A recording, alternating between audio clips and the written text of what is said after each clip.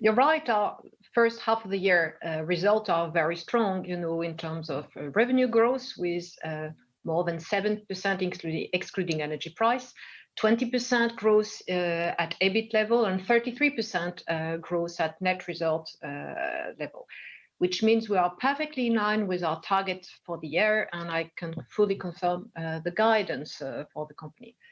As far as the Suez integration and merger is concerned, everything is going exactly as anticipated as well, with, of course, the delivering of the synergies, which started from day one, thanks to the preparation we've made last year.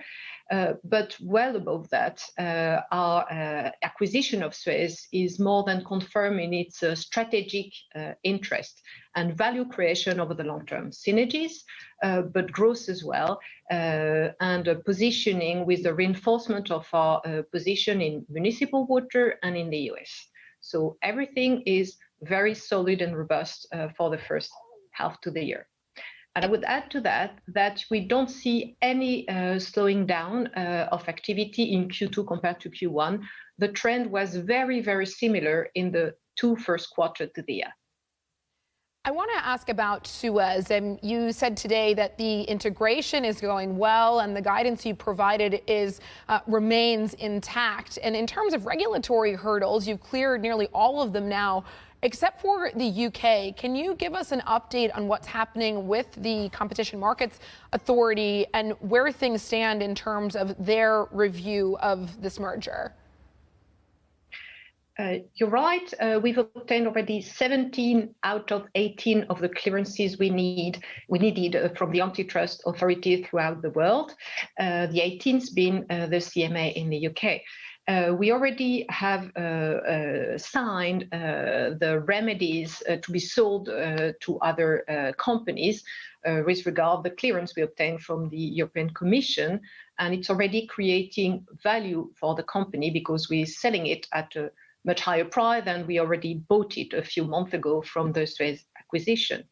In terms of the UK, we anticipate the clearance to be a little bit later in the year, and we anticipate that what we will have to sell, namely the UK Suez business, will be again a value creation for Veolia, thanks to the high appetite we see for those assets.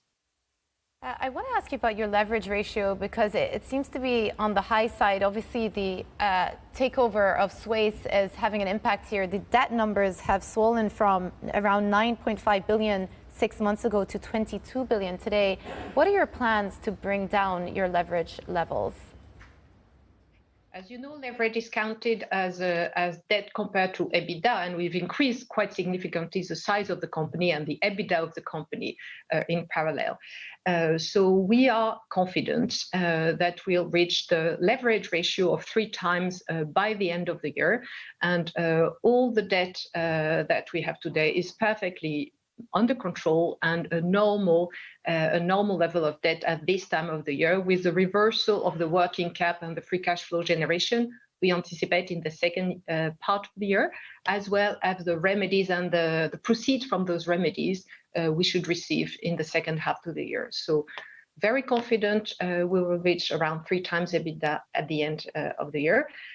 And beyond that, once we would have sold the UK assets, which will be needed to get the clearance from the CMA, we will be well below 3 times EBITDA.